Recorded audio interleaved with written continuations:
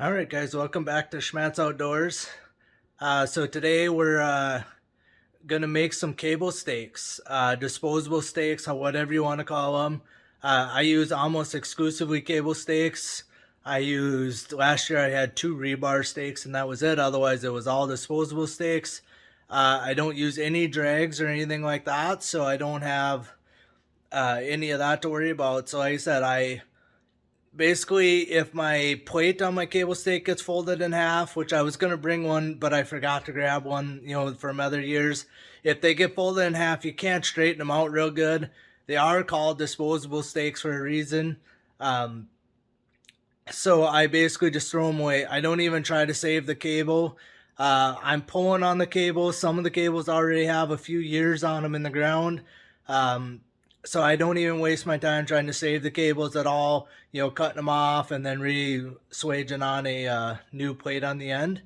So to start with here, I'm just going to kind of go through what I use to make my cable stakes, and then I'm going to do kind of a step-by-step process on how I actually put them all together.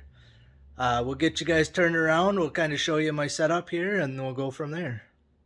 All right, guys, so here's kind of my setup that I'll go over what I'm using here. So what I got is I just got my kitchen table here. I just clamped down. I don't have a good workbench or anything that I could be doing this on. So all I do is I just take a couple wood clamps and I clamp my bench swager down to my table. So it's pretty solid. Like I can yank up on that guy pretty solid and it don't move up. This holds it, even just holding the one end, it holds it pretty good. For those of you that don't have a bench swager, I do have a hand swager and I used it for a long time. I'll kind of go over that in just a second here. Basically what you need, I buy 1,000-foot rolls of 3 30-seconds cable, stainless cable. I use 3 30-seconds for all my cable stakes. I use it for tails for snares. My snares are actually 5/64, 1x19. This is 7x7, 3 30-seconds cable. All I have is just my pliers sitting here holding it, otherwise it wants to pull back down. And then I recommend, this is one of the most important tools, just a high quality cable cutter. You can use crappier ones, but the trouble is they don't want to, if the cable gets frayed at all, they don't want to go through the ferrules very well. This guy here, it cuts a nice clean cut on each end. Like here, I'll be able to show you. So a nice clean cut on there. It doesn't fray the end of the cable at all. So the, it'll go right into my ferrules. And then, yeah, I just use aluminum ferrules.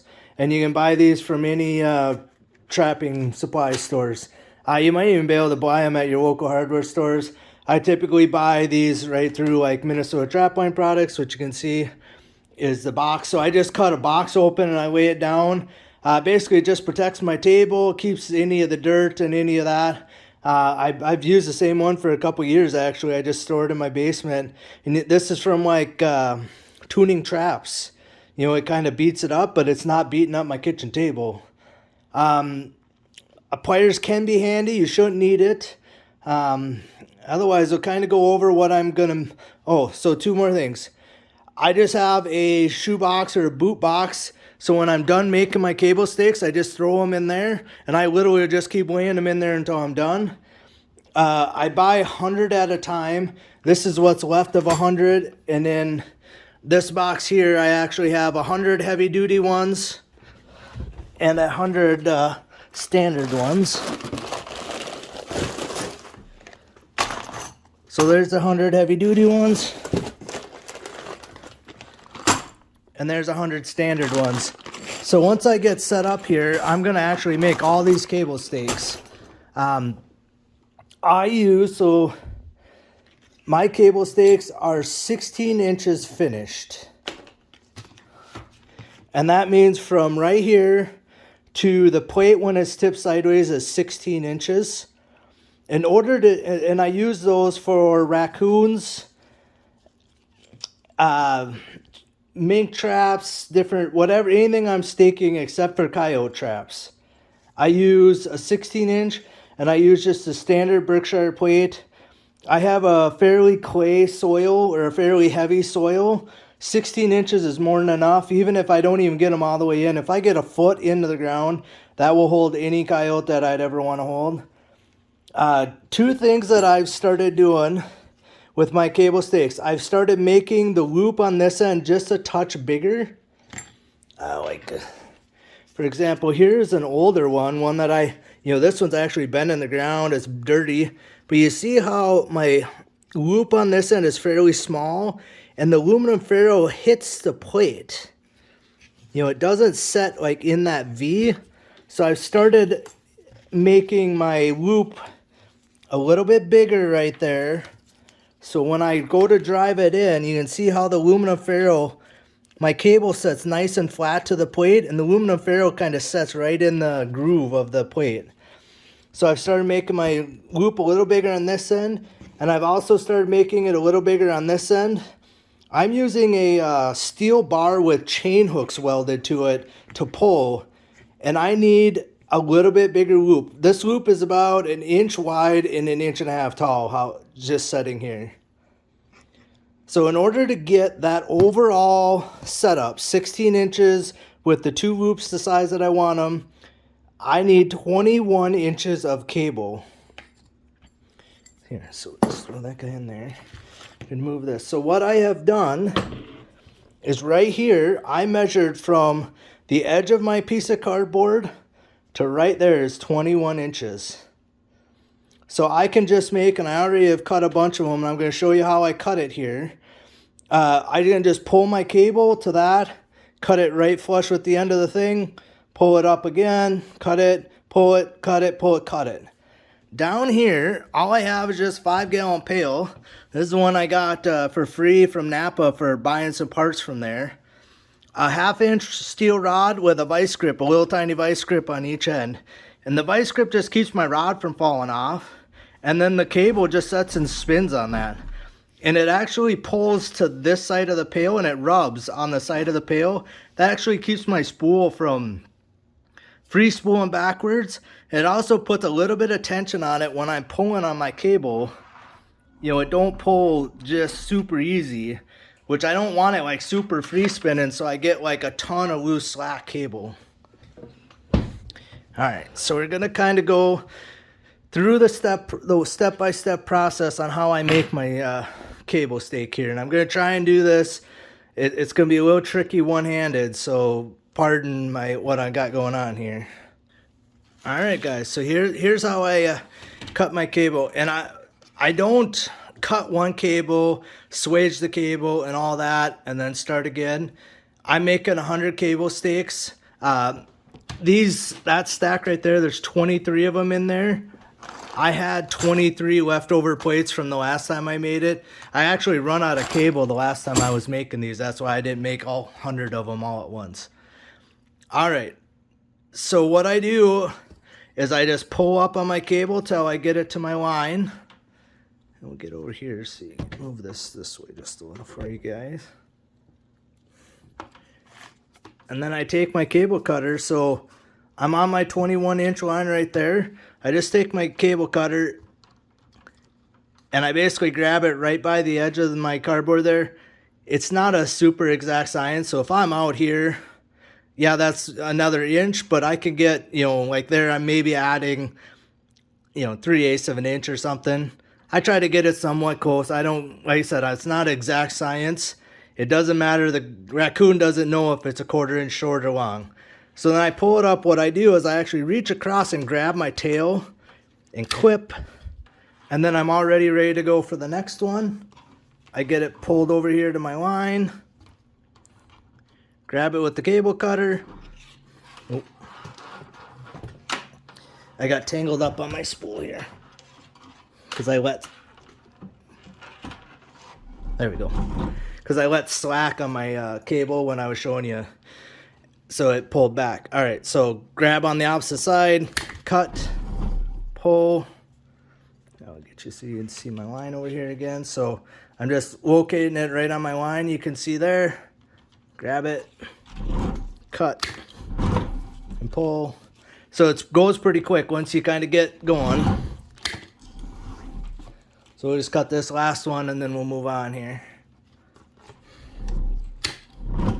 Like I said, so that goes pretty quick, and that's where a good cable cutter is well worth its weight in gold here.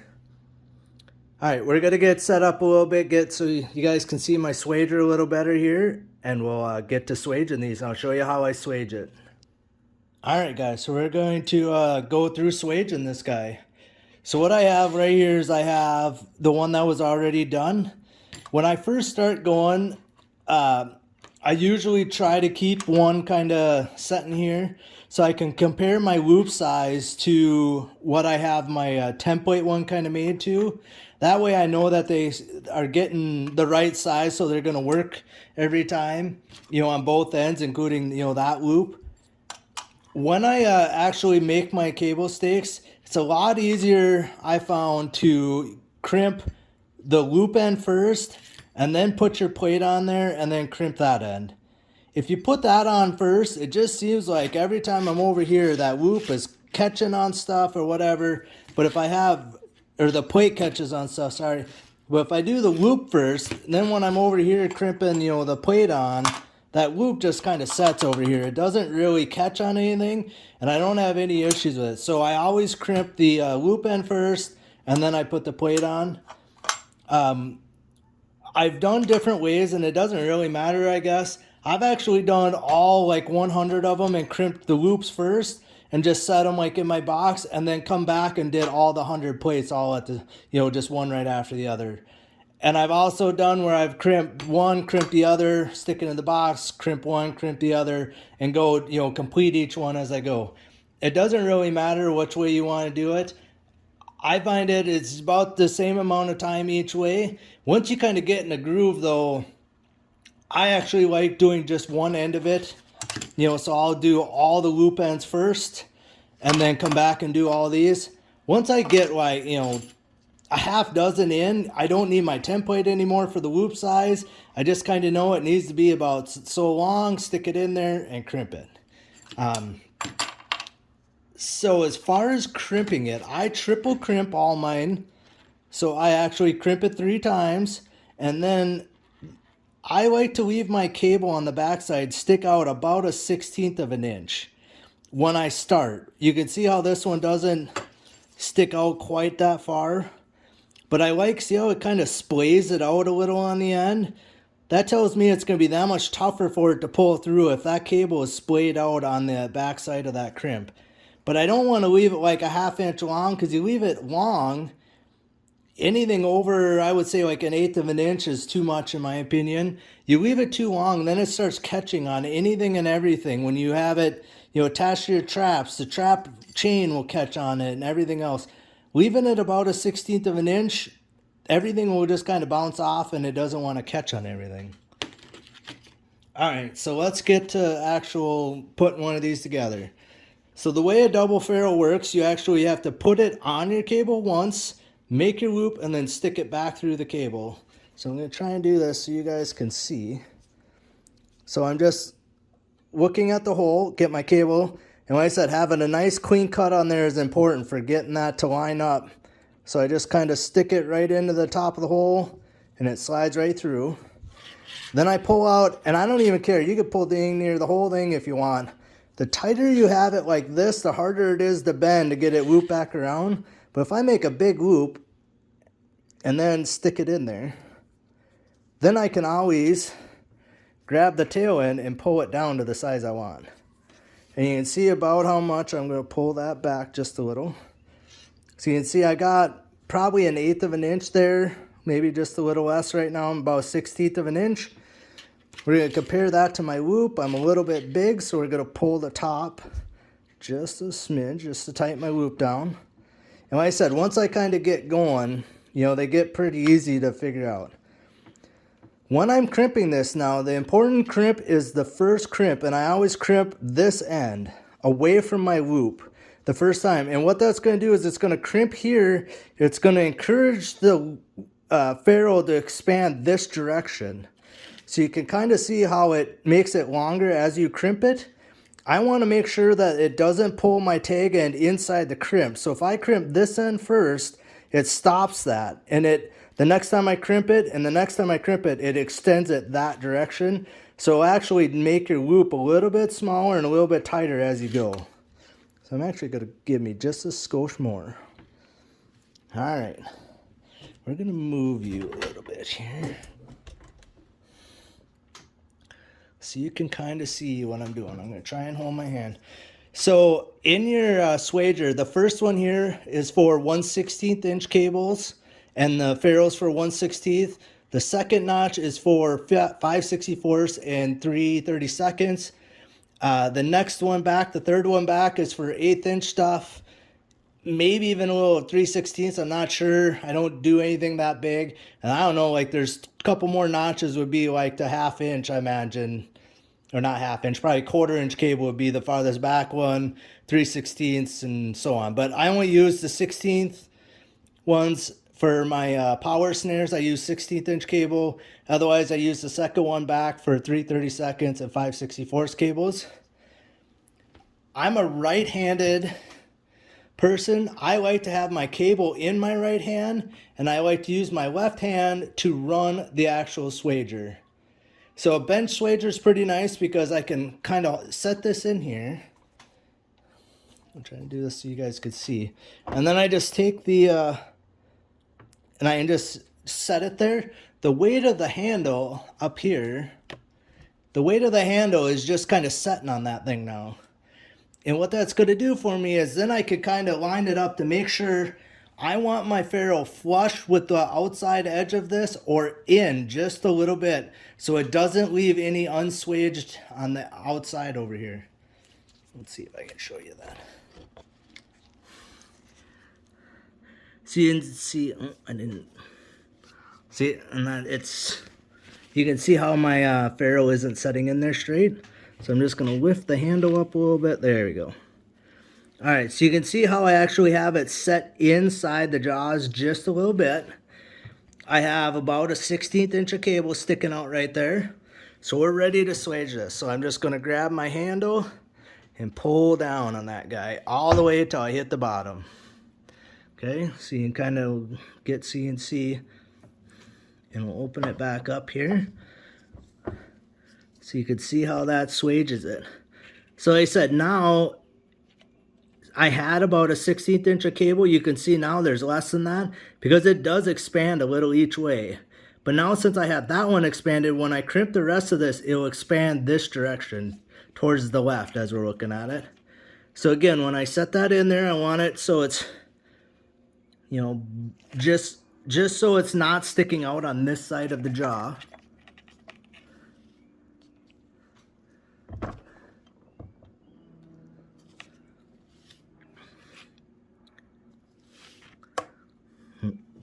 Trying to do this one-handed, it's a little bit tougher to get it set and where you want it, okay? So I'd like it in the jaw just a touch more, all right? So I got it setting in there. So, you know, it's actually setting into the jaw just a little bit. It's kind of tough to see that, but we're ready to go. We're gonna squish it again. And it always leaves these little the little edges on there. I'm gonna pick it out and grab, and we should be able to do the rest of it here. So the last time I kind of get it centered in there. And part of it is too, I want to keep, so see how I can like tip this up and down a little bit? So it's down, I can tip it up. That's gonna kind of adjust how the ferrule crimps. If you get it tipped like this, when you crimp that last one, your ferrule is going to go with a little kink in there. So you got to kind of make sure your cable is staying kind of straight through that guy. All right, so we're going to pull her down. All right, so you can see kind of what that looks like. It leaves the little ridges in there. Sometimes those can get a little sharp. I don't usually worry about it too much. If by chance when I do like the third one, if it doesn't quite get it all, I'll actually crimp it just a little the fourth time. And with two hands, it goes pretty quick because I can hold it, and with the other hand, I'm crimping it, you know, to pinch it down. So that's that end of it. Like I said, completely done. If I was gonna do multiple of these, I'd go ahead and keep doing, I'd just do all this end first, and then I'd worry about my plates on this end. But for right now, we're going to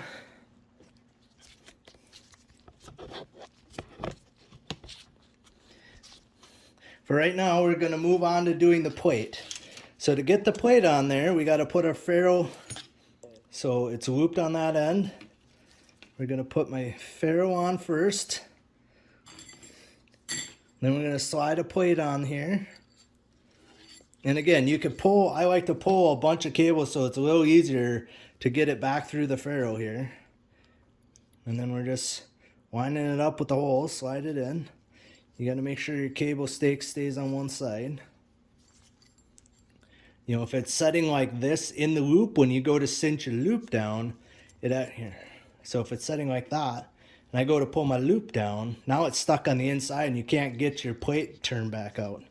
So you got to make sure your loop or your plate is on the outside of your loop. Okay, so I'm going to keep pulling that down. I don't want quite so much tail, so what you can do is when you're pulling, it will pull, but when you push, it will push both sides. So if you get a little too much sticking out like that, you can push the whole cable, push on this cable, and it'll actually slide that other one back at the same time. But when I go to pull on it, typically the top one will stay at the right, you know, stay sticking out whatever you left it at. All right, so I want to leave about, you know, that big of a loop. Well, maybe just a touch more.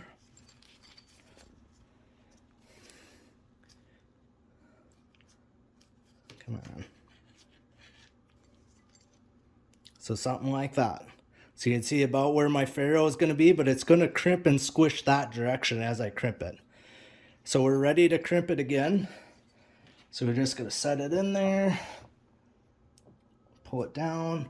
Just make sure it's setting in the jaw where I want it. Make sure my cable's sticking out the amount I want it. And we're going to crimp it. Ooh, all the way down. My arm is in the way. Pick it up, slide it in, crimp it, slide it in. And we're going to do one last. All right, so you kind of see we got our swage. I actually did it 4 times because I didn't quite get it all. But now I'm, like I said, I'm sticking above my plate. The loop is above my plate, or the ferrule is. So when I go to drive that, it's going to drive a little straighter in, I feel like, and that's not going to be digging in the dirt quite so bad. All right, so that's one cable stake completed. I'm going to show you why I like using Berkshire standard stakes here. So the nice thing is there's a hole where your driver goes in there. That will fit an 1/8" quick link. All my raccoon traps, I use 1/8" quick links to hold my cable stake to my trap. So for example, here this is an MB550, but if it was a raccoon trap, the 1/8" quick links will go right through the hole in the swivel, and then it will go through my cable. So, you know, you tighten that up, and that's how I stake all my raccoon traps. I'm just using a 550 for example because that's the only trap I happen to have in my house right now. But the nice thing is about using 1/8" quick links is I can loop part, and it's also nice having the bigger loop on the top. I can stick my plate through, so I can wrap that around a fence post or a tree or anything else that's close by that is stake solid enough to hold an animal in place. I just loop it through, cinch it down, and that now I don't need to drive it into the ground, and I also don't need to pull it when I'm going to leave.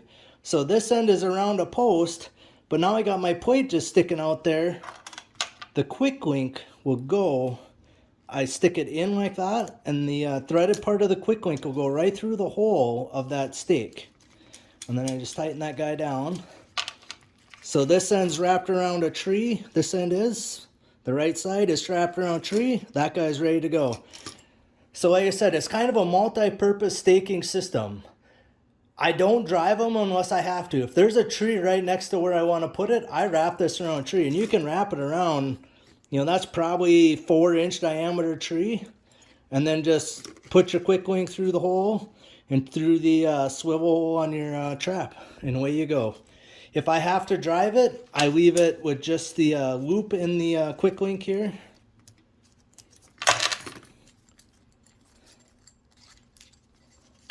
So if I'm going to drive my stake into the ground, I leave this like that then, and then drive this end into the ground. All right, I think that's everything on these smaller cable stakes. The ones I used with standard Berkshires, I only use those for raccoon trapping. I will stake down 220s with them once in a while because, you know, they're a body gripping trap, so you shouldn't have to stake them too hard. But again, they're a raccoon trap. Otherwise, if I'm using building or staking coyotes down, I use the heavy duty Berkshires. So they're a little bit heavier duty built. The tip is a little bit heavier duty. They have these ridges in them, so the plate doesn't bend quite as easy. And my cable stake is quite a bit longer. So I'm gonna get set up for that, and then we'll kind of show you how I make my bigger cable stakes as well. All right, guys, so for my coyote traps only, I use heavy duty Berkshire stakes like I just said. Like I said, I try to get a little bit bigger loop on this end. This is a little bit bigger than I just made that one on the raccoon stake. But all I want is just so the crimped ferrule is in the V of the stake. So I'll probably end up making them just a little smaller than that one's crimped. Like I said, as I get going, they kind of get a little bigger, a little smaller as I go. You know, once you kind of get in a groove. To hold my coyote or my stakes to my coyote traps, I use split rings, heavy duty split rings.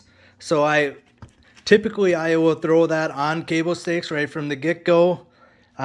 If I have them, otherwise these stay on my traps and I'll just pop the stake off, put a new stake on there. This is one I actually happened to pop off a trap.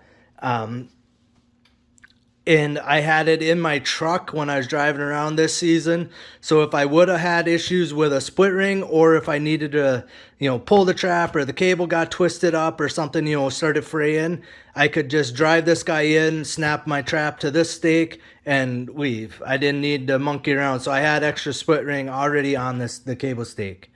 This cable stake from the plate, when the plate is stuck in the ground, to the end of the loop is about 20.5 inches. I like to get them between that 20.5 to 21 inches. Again, that seems to work very good in my area. You also have to remember with a coyote stake, I basically drive the stake and the split ring all the way into the dirt in the bottom of my dirt hole. So my top of the dirt of the ground is probably 3 or 4 inches above this when I first drive it in. You know, so I'm actually in probably the whole length of that split ring besides. So I'm probably almost 2 foot into the ground, I bet, you know, when I quit driving my stake in there. And that works. I've never even had a coyote move one of my cable stakes, pull, you know, out a little bit of the cable or anything like that. Once I drive them in, they're stuck in the ground. Again, so in order to get the size of the loop I want on that end and a little loop on this one, these cable stakes to get roughly 20.5 inch cables are 26 inches. So when I actually clamped this down, I actually measured from here to here and made sure that was 26 inches. So when I'm pulling my cable off of here, and I'm not actually going to do it because I just showed you how I do it, but I basically pull my cable up till I get flush with this face of that thing, cut it off, and I'm ready to go and repeat over and over again. One thing I didn't show with doing those other cable stakes, when I'm making cable stakes, I always dump out a bunch of ferrules and I dump out a bunch of the plates. So I'm not digging in my bag trying to get them, and not every time I'm not sitting here trying to, you know, you could cut the top of the bag off or whatever. I usually just cut the corner off so you know, if you don't use them all, they don't spill all over. But I don't want to be doing this every time I'm making a stake. So I pile out a whole bunch of them. When I get these used up, I'll dump out, you know, probably a third of the bag each time, especially when I'm doing 100 cable stakes, because you use 2 on each end. So 100 ferrules will only actually get you 50 steaks. Because you're using 2 on each one. So like I said, we got, I just throw some of the plates out of, dump them out on the thing so I can just grab a ferrule, crimp this end of it first, like I said, grab a plate and a ferrule, crimp this end. Again, I run my split ring, and I basically go through, my split ring goes through here. So it actually, when you're trapping, it actually setting, if I can get it all to hold still here, it kind of looks like that when you're trapping. It's obviously through the link, but that's how it's in there. So there's no swivel on this. It doesn't swivel here. The first swivel point is here. These are brand new ones. I actually add shock springs in there. So I'll add a swivel point, a shock spring, and then another MB Crunch Boost swivel, and then my cable stake on the end of that. All right, guys, I think that's everything. Oh, you might notice I'm wearing gloves too. You can kind of see everything is, the cable is greasy. These plates are greasy. Like, these actually have rusted a little bit before I got them. I'm not worried about that at all. I do not dye them or do anything with them. I do not treat my cables or the cable stakes at all. The only thing I will probably do with these is, again, when I get them made, I throw them in this box. I will group about 20 of them together, and I will run take just a ring of wire, mechanics wire, run through, twist it to itself so you get 20 of them on a ring. And then when I spray off my coyote traps in the fall, get all the dirt and stuff off, I hang them outside until basically for a month or a little more until season comes around. I will just hang those wires on a nail on that, and they'll hang outside for a month. That's basically the only treating I will do. So this fall they'll hang there, but then I just hang them on a nail inside what I call my trapping shed, where I store all my traps and everything. And I just have nails in there that I hang them on. When I need extra ones, I just grab a stack of 20 of them and use as many as I need. Put the leftovers, just hang them back up. So by having wire through, like I said, 20 works good for me. 10 works okay. It's just, sometimes 10 you got to keep, opening up more wires. By doing 20 at a time, it makes it pretty easy. You just grab one bundle and you're pretty much set. But again, I'm only basically putting them on there when I'm cleaning up my traps. I make sure they all got brand new, good, or not brand new, but good cable stakes, good plates. The cable's not frayed at all. The crimps look all good on there. I make sure every trap has that. So I'm doing all that in the preseason. I'm not doing that out on the line. So they're all ready to go basically as soon as I get them. I spray all the dirt off and all that. I dip them if I need to. Once I'm done with that, the cable stake's already on there and they're ready to set in the ground. Like I said, this summer when I'm cleaning the dirt off, there'll be ones with folded plates and stuff. I just pop them off here, put a brand new one on there, and away I go. I don't, like I said, if they're bent, I don't know, so that's straight. If it was bent to like right here, in there, I will straighten that out with the pliers. You can grab this part with the pliers and this part with the pliers and bend it back straight. I will do that basically one time, and that will work for 1 year. Again, I've never had animal straighten one out or fold it again. But typically, once it bends and you straighten it out, the second year when you pull it out, it folds it. And I'll get these so they folds them completely flat together when I pull them out, which actually pinches your cable in here. So if you wanted to reuse that, you end up cutting it off up here. I could reuse this part of the cable because it's going to be shorter now and put a standard plate on there and use it for Raccoon. Again, I just don't like a stressed cable, that's been in the ground for, like I said, maybe a year or maybe even 2, 3, just depending on how good the plate looks each year. I don't replace them unless, the cable looks bad. Like if you kink the cable like this and it crunches inside, that tells me it's rusting from the inside out, which is what cable does. I put a brand new cable on that trap then. This whole setup, including the plate, the heavy duty plates are obviously a bit more expensive, and I'm using 5 more inches of wire. I'm still running less than 60 cents for this whole setup. 2 ferrules, a plate, and the cable. It might even be closer to 50 cents a piece. So the fact that if one's bad, I'm not gonna risk putting my trap there for a 50 cents piece of cable. I will build brand new ones every year and throw all the old ones away if that's what it comes down to. You know, one coyote lost, you know, a trap, a MB550, which is what I use, shock spring, all set up. We're like, you know, mid 20s, maybe even closer to $30 set up. I don't want to lose a $30 trap plus an animal on a 50-cent piece of cable. So like I said, I don't risk it when it comes to cables. If they don't look good, if there's even one little frayed wire on there, I throw it away and I build brand new ones. All right, I think that's all I have for you guys today. Again, it's pretty simple setup. Just a table or a bench swager was well worth the money. I think I paid about $140 for this guy, and I've used it a ton already. I mean, you might be able to see how like the jaws are all shiny. Like these are black. This one's all shiny from the Pharaoh's wearing the paint off of it. The hand swager I didn't use as much. You could do everything I just did on here with the hand swager. And I did that for years. It works okay. I typically put like, you know, get it open. And I typically will set like one on my leg, get it set in there, and then you kind of pinch it down. And then squeeze it kind of pushing on your leg.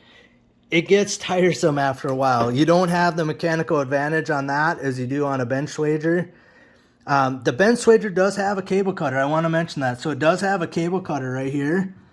I do not like the cable cutter on there. I've tried it several times. It just does not give me the clean cut on the end of my cable that I want. It kind of frays the end. Like this one here, you know, it looks pretty nice and straight. This end here, you can kind of see how it kind of frayed it out.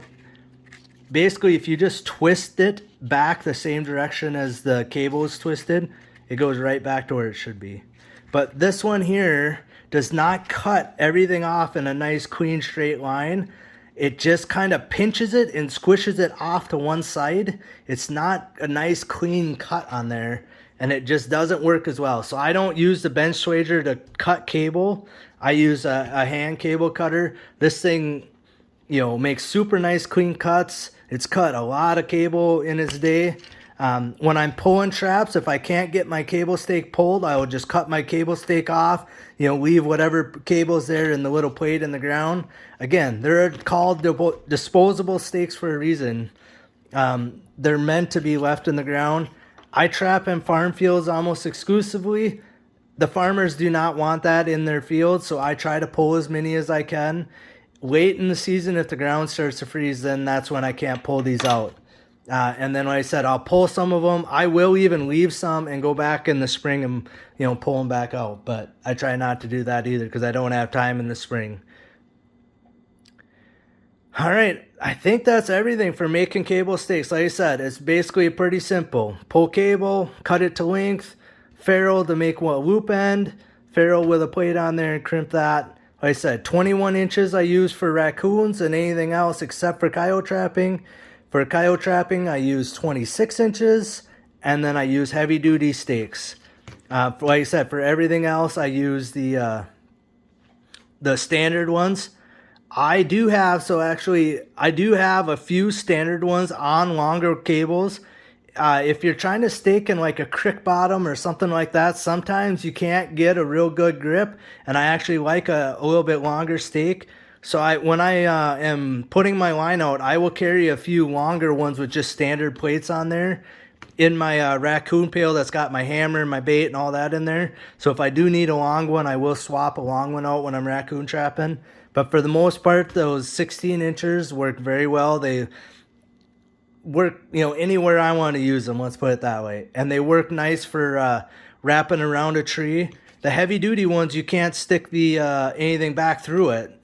So these don't work using like the 1/8 inch quick links like the other ones do. And like I said, I probably have 50% or more of my raccoons are with the cable stake wrapped around something, and then the quick link in the actual, you know, through the chain and through the hole in the standard plates. All right, that's all I got. I just want to thank you guys for watching Schmattz Outdoors. If you have any questions about the equipment I'm using, how I build them, the links again, anything like that, I'm more than happy to share with you guys what I'm doing. Just leave comments down below and I'll try to answer them as I can. Otherwise, we'll see you guys out on the line. Alright guys, so I'm just going here and I'm just crimping the loops on the cables that I already had made for the leftover 23 plates I had. So I just want to kind of show you how quick you can really, once you kind of get going. So I got my cables were already cut. So I'm just sliding my ferrule on here.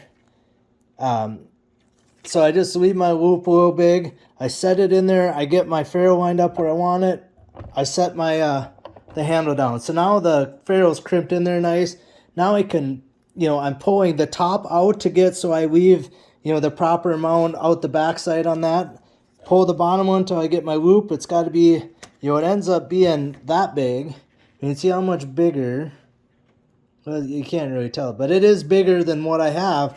But as I crimp this out, it actually pinches that loop down. So then it's just 1,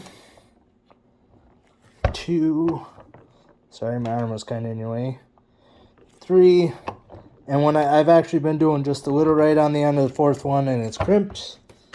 Grab the next set. Like I said, I just want to kind of show you how quick once you kind of get going.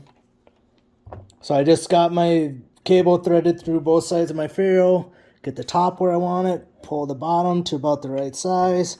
Crimp. Oh, pick it out. Slide it in just a little. Crimp. Crimp. And crimp. And that one's done. One thing that I didn't mention too, you want to make sure that you're keeping your loop standing straight up and down. If you twist it just a little bit, it will actually twist your cable and it won't set right. So if you twist your cable like that, you can kind of see how it's coming out at us and then going down away from us. You can crimp it like that, but it won't crimp as good if you try to make sure you keep it twisted so you're straight up and down with your ferrule there. So again, I'm just going to pull it to the size I want it. Something about like that. And once you get it crimped the first one, then you're okay with that, but